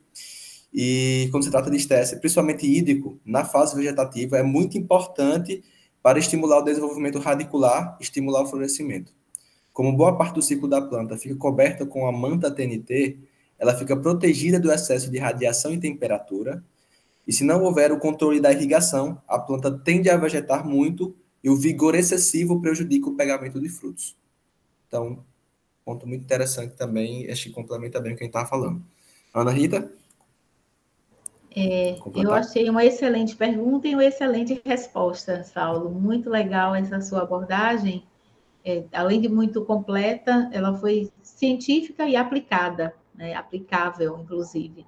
E aí eu quero aproveitar um gancho nessa última colocação aí, dos comentários muito legais, e esse de Gederson Virgínio traz uma coisa importante para a gente olhar para o estresse como um caminho para um manejo eficiente também, que é esse equilíbrio vigor-produtividade. Então, essa questão de plantas vegetando muito seria bom no quintal da nossa casa, e nem sempre. Mas quando se trata de um contexto produtivo, esse equilíbrio vigor-produtividade tem muito a ver com a forma como a gente compreende os estresses, ou melhor, os fatores potenciais de estresse, e como a gente pode usar isso a favor de um manejo assertivo para a cultura. Muito interessante. Eu gostei muito da forma como o Saulo respondeu a esse questionamento de Saldanha em relação aos mitigadores de estresse, E, assim, de fato, há toda uma preocupação em relação ao que tem nesses produtos, como o Jonatas falou, nem sempre tudo é muito claro, muitos deles, inclusive, registrados como fertilizante foliar, mas, na verdade, existem algumas moléculas que são muito boas para serem usadas a favor da planta na mitigação de estresse por radiação e temperatura, principalmente quando efeitos combinados, né? O dióxido de titânio é uma molécula interessante para a gente observar se tem na composição dos produtos. Também uma certa atenção em relação ao tipo de proteção que os produtos oferecem, porque antigamente se falava, e ainda a gente escuta falar em bloqueadores, Deus livre de bloqueador solar para a planta, como é que ela vai usar a luz para fazer uma boa fotossíntese? Então, tem que ter um efeito controlador dessa radiação incidente, né? Um filtro, de fato, mas muita atenção a isso. E muito maior atenção ainda à tecnologia de aplicação desses produtos, porque para eles chegarem via foliar e, de fato, cumprirem o efeito que se deseja, atenção ao tamanho da partícula e à forma de colocar esses produtos sobre a copa da planta, principalmente no caso da viticultura, em cultivo dilatada, que o acesso à cobertura foliar, às vezes, é um pouco mais difícil. Então, tem que se ter muita atenção à tecnologia de aplicação dos mitigadores de estresse com efeito de proteção solar, né, quando se fala. A outra coisa também que me chama a atenção para isso esses produtos comprometem a qualidade do fruto em relação à cor ou manchas. Então, são outros aspectos que a gente também tem que observar. E quando se trata de observar eventos que ocorrem com a planta, a gente, de fato, não pode olhar para um evento pontual, mas sim para o todo e que efeitos ele pode trazer, né? E aí, Saulo trouxe um aspecto muito importante, seja para uma folha do tipo modificada, um cladódio, por exemplo, né, do caule tipo cladódio, ou uma folha como folha de manga, de uva, de goiaba, de plantas da horta, do melão, a gente tem que prestar atenção a uma variável que não pode escapar da gente que quer produção: massa seca.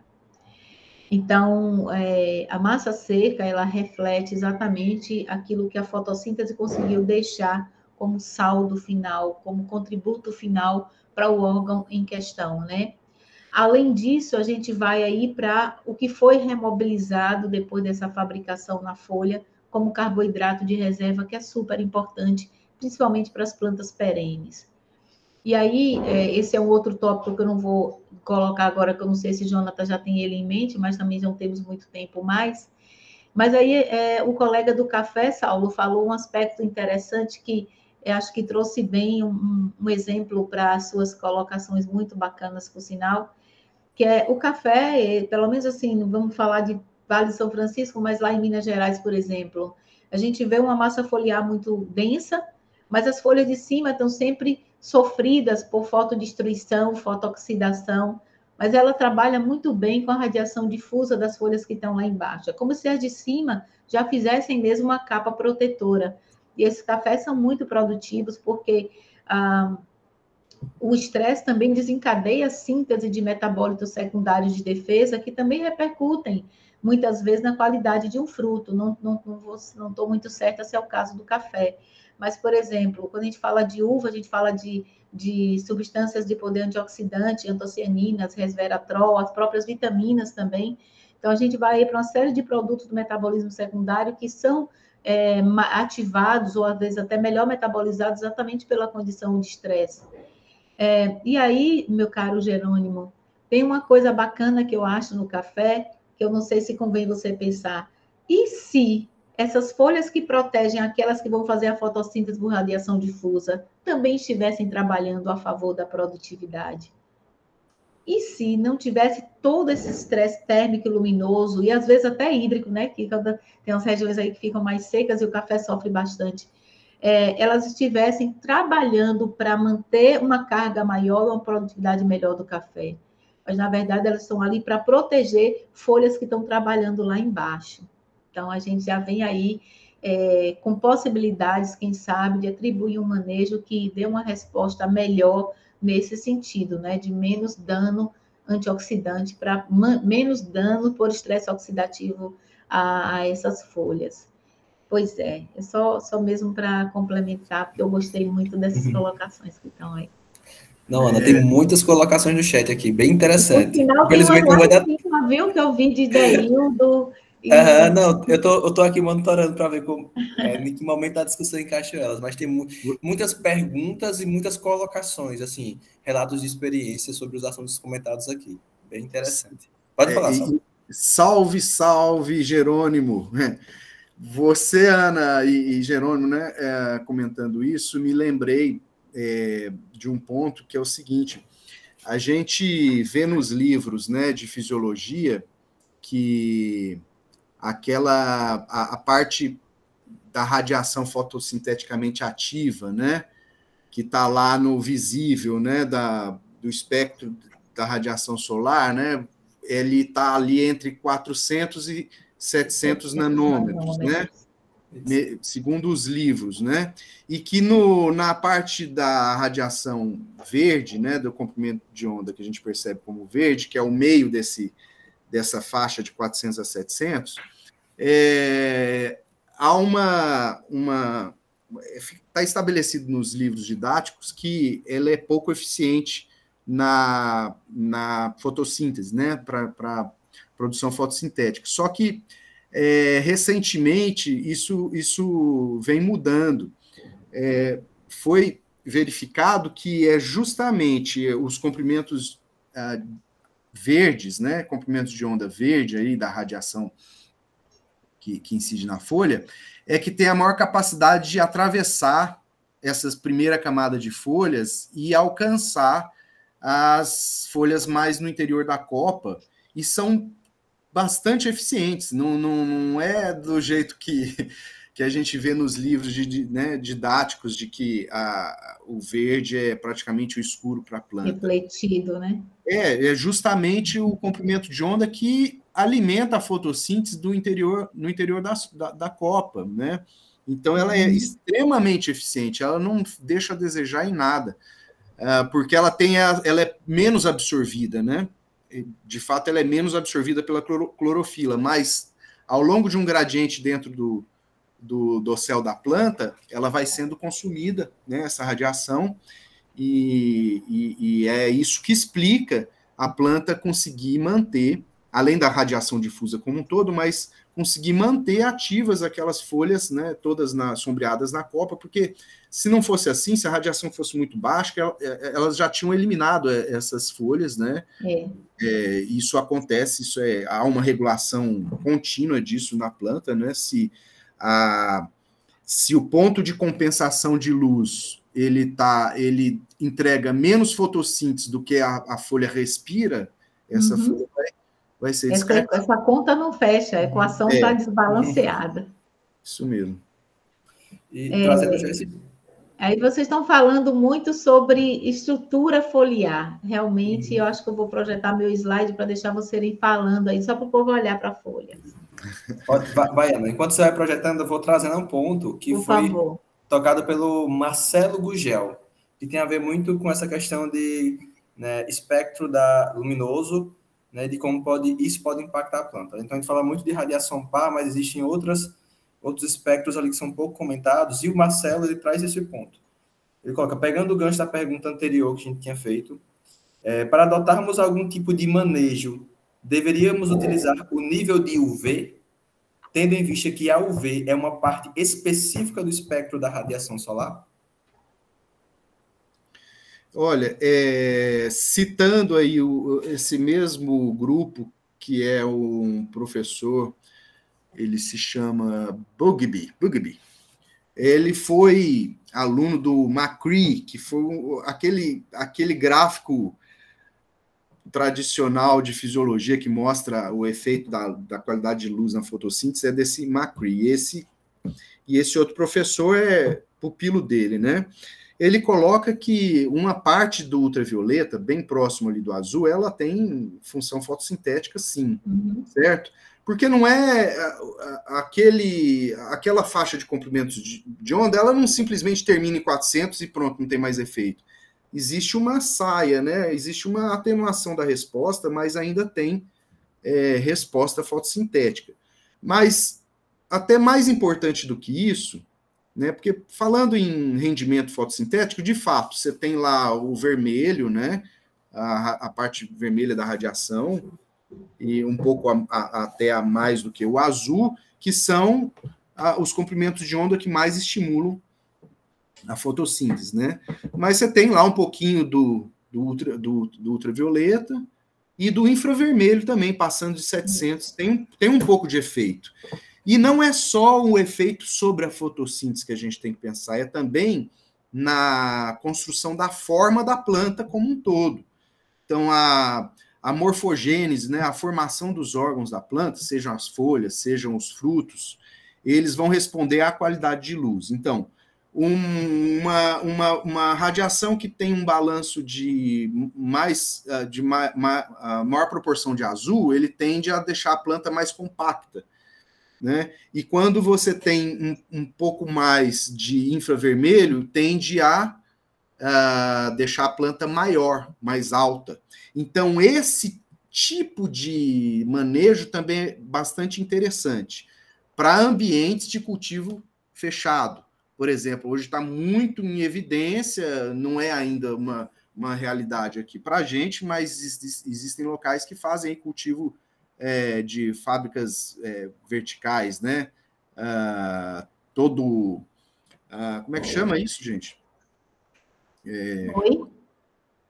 Não, estou citando esses cultivos. A gente vê mais em outros países, né? Esse cultivo já com Jardim vertical, essas coisas? Exatamente. Não, mas para produção agrícola mesmo, né? Com de luz de LED, ambiente... sim. Pink Farms. O Gerardo me colocou aqui no chat. Pink Farms. Isso. Tipo assim. Como é que chama? Pink Farms. Pink Farms. Vertical Farms, uma coisa assim. Alguma coisa assim. É porque eles usam luz vermelha, luz colorida, né? Sim, o azul e o vermelho é o que mais estimula, mas eu estou citando que o uso também de ultravioleta e infravermelho, eles acabam deixando a planta com um formato mais vendável, né? mais interessante. E outra coisa que eu queria citar sobre o ultravioleta, que na verdade essa é a pergunta, é que a importância do ultravioleta é de estimular a produção de alguns compostos secundários na planta. Então, às vezes a gente desconsidera isso, né, do ponto de vista de produção, mas muitas vezes a qualidade de algum tipo de fruto está relacionado a isso, né? Compostos fenólicos, flavonoides, eu diria esses dois aí. Não sei se terpenoides, mas se sabe que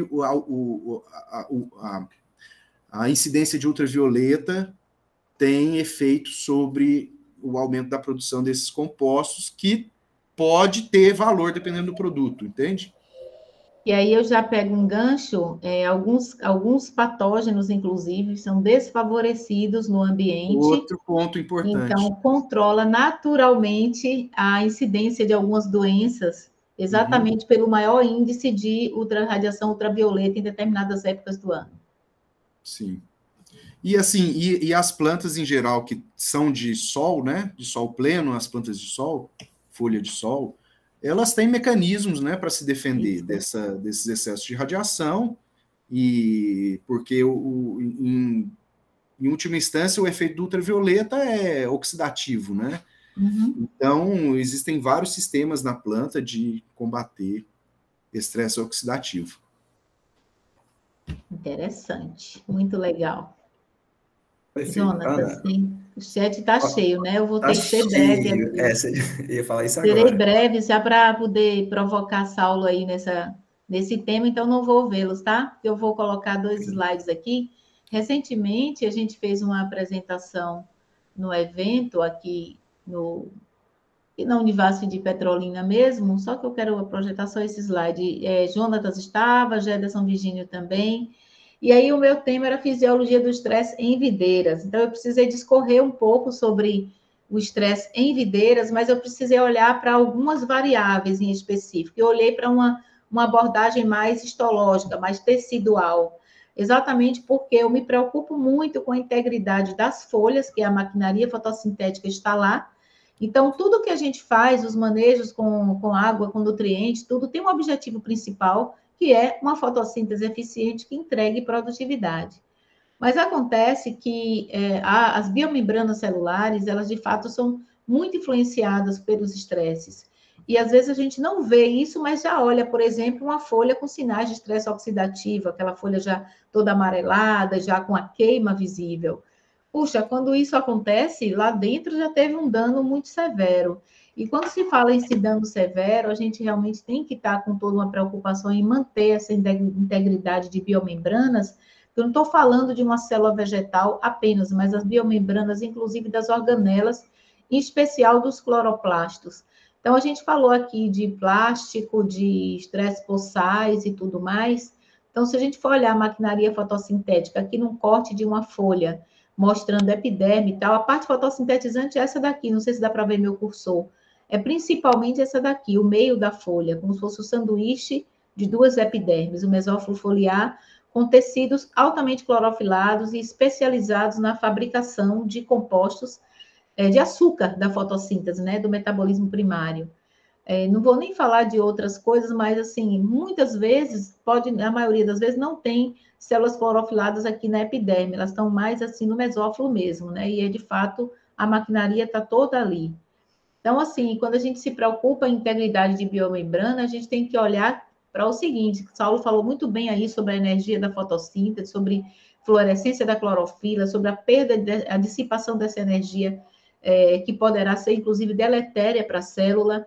E aí a gente afetando essa organela em específico, que assim como a célula vegetal toda tem uma biomembrana muito importante para a gente, então eu olharia em especial para esse cloroplasto, para o vacúolo também, por causa do status hídrico, né, da célula, e para a própria membrana celular, né?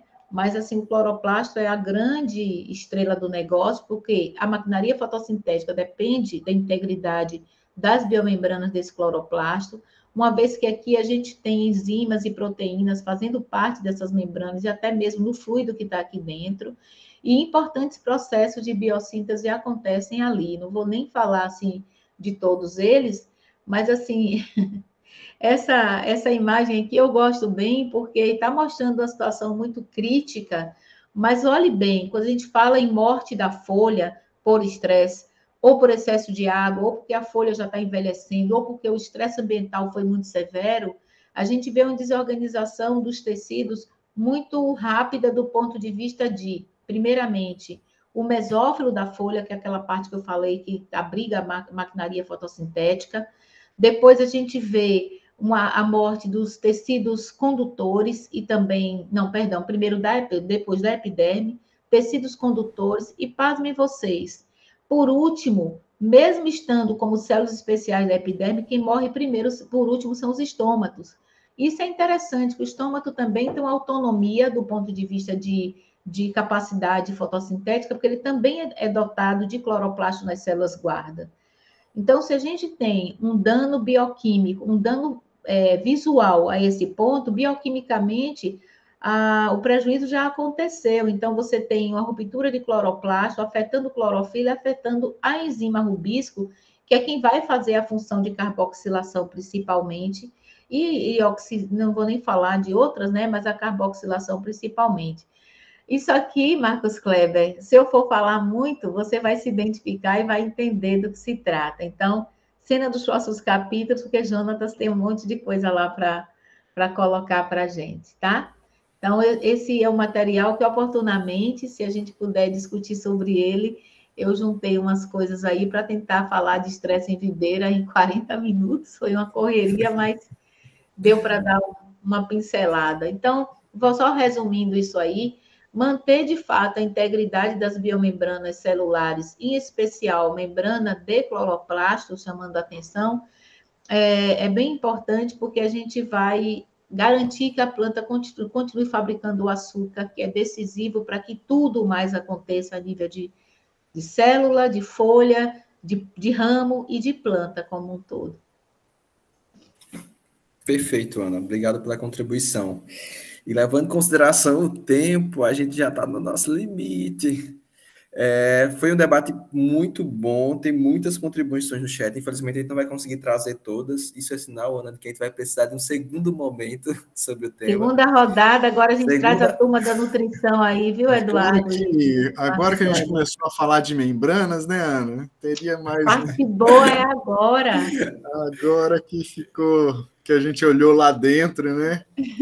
Eu tenho uma sugestão, Jonatas, até para deixar nosso povo do Instagram. Eu falo assim, mas eu no Instagram sou devagar, viu? A gente copia essas contribuições que estão aqui, coloca lá no nosso Instagram, naturalmente, se Gederson, Saldanha, Mariano, todos os que contribuíram aqui concordarem. E aí as perguntas a gente tenta responder, né, Saulo? Se a gente não souber, a gente pergunta a vocês. A gente procura responder e também coloca no Instagram, então a gente já avisa aqui para os nossos participantes, pode ser? Por mim, ok, Ana. Então, eu tenho também, aproveito aqui, o Ibope do povo para dizer a você, Saulo Aidar, que a gente precisa fazer uma roda de conversa sobre o significado prático da fotossíntese. É um tema tão elementar, gente, tão elementar, mas tem tanta coisa de manejo que interfere nisso, e às vezes interfere errado, né? Uma vez a gente fez um bate-papo rápido no Instagram, não foi, Elson? Que rendeu tanto que não deu para terminar e a gente nunca mais fez essa conversa. Então, falar sobre o simples, o significado prático da fotossíntese, como otimizar a fotossíntese de uma planta, aí isso vai aparecer do boro ao aminoácido, vai aparecer tudo. Mas, assim, a gente tenta colocar isso mesmo bem pontual, bem específico, porque a céu aberto, na plasticultura, na cultura perene, na cultura anual, tem panos para manga. Eu vou fazer minha fala final, senão não vai dar tempo, viu minha gente? Então, daqui a pouco o Jonatas corta a nossa transmissão. Eu vou dizer rapidamente aqui o quanto eu estou feliz por essa conversa. Saulo, você foi excepcional, eu realmente estou muito feliz com a sua participação, e olha que custou para pescar esse Saulo para trazer, viu? Deu trabalho trazer Saulo. Mas, olha, muito obrigada, tanto em nome do nosso grupo de estudos, que você, inclusive, é um dos fundadores também, esteve conosco no dia 5 de março de 2023, está lembrado? Estou lembrado. Pois é, ele e Marcos Kleber se conheceram lá nesse dia, eu não conhecia ainda Marcos Kleber, a gente, né? Parabéns pela excelente contribuição, você ajudou bastante essa roda de conversa a fluir com tantas contribuições valiosas e a gente aprender cada vez mais. O nosso grupo está à disposição para que mais contribuições como essas venham. Nara quer falar ainda. E eu aproveito também para falar para os participantes como eu estou feliz com as maravilhosas contribuições que tem aí no chat e também as que foram feitas oralmente. Estou muito feliz por isso, muito grata em nome de todos nós. E dizer que o GISP é isso. A gente tem assim, esse desejo de aprender um pouco mais, e, se possível, sempre com a contribuição de cada um. Então, muito obrigada a todos, inclusive aos que não puderam se expressar hoje, mas, assim, a gente vai mesmo levar para o Instagram as contribuições de vocês. Perfeito, Ana. Obrigada, Ionara. Ionara, lembro. Ionara, isso, Ana. Então, assim, agradecer novamente a todos pela contribuição, e a gente agradece e pede, na verdade, para que coloquem sugestões de especialistas e temas novamente no Instagram. A gente ficou com algumas perguntas pendentes, anotei, foram as perguntas de Mariano e Deildo. Tentei procurar um momentozinho para encaixar ali, mas não se preocupe, a gente vai ter esse momento para responder as perguntas. A gente pede, na verdade, contribuição de quem está participando aqui, para que a gente possa responder, ok? E tivemos inúmeros comentários, professora Ana e professor Saulo, de Rafaela, Maria Jéssica, Luan, Costa Agrícola, que trouxeram relatos, experiências sobre o que a gente vinha falando e discorrendo aqui no encontro de hoje. Por conta do tempo, a gente não conseguiu trazer todas, infelizmente, mas estão anotadas e foi muito enriquecedor. Eu vim lendo aqui e vão para o nosso Instagram, não é isso? Com certeza, não tenha dúvida. Então, professor Saulo, professora Ana, muito obrigado pela participação. Era um tema que a gente já queria há bastante tempo estudar, discorrer sobre, e acredito que todo mundo aqui, a gente tem inúmeros parabéns aqui no chat, vocês podem dar uma olhadinha, inclusive. Ok. Minhas palavras finais. Posso colocar o seguinte: é um prazer para mim também participar junto com vocês.